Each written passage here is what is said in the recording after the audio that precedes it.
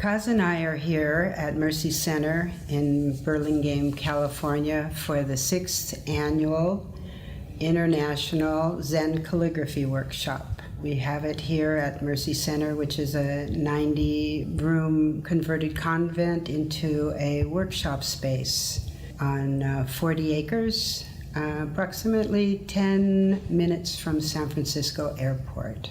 This is a Zen calligraphy intensive, so we'll do brushwork together, we'll do meditation in the morning and afternoon, we look at films, we do some exercise outdoors, weather permitting. We stay together and we dine together, we share our creative work.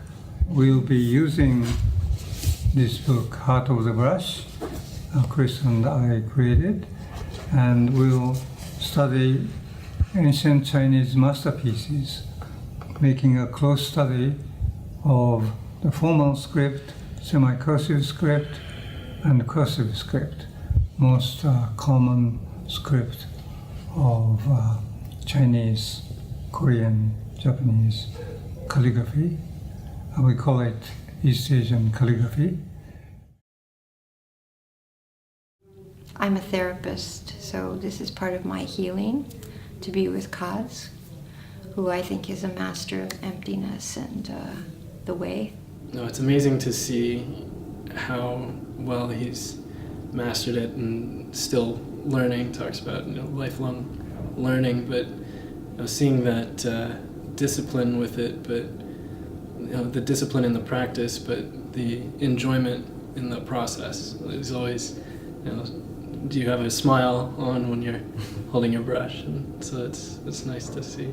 In this one, I really wanted to learn the brush mounting that I'm learning, but also it's approaching characters in a different way, of freedom to do that, the patience that Kaz has in teaching students and putting his hand upon the student's hand to get the movements and the pauses.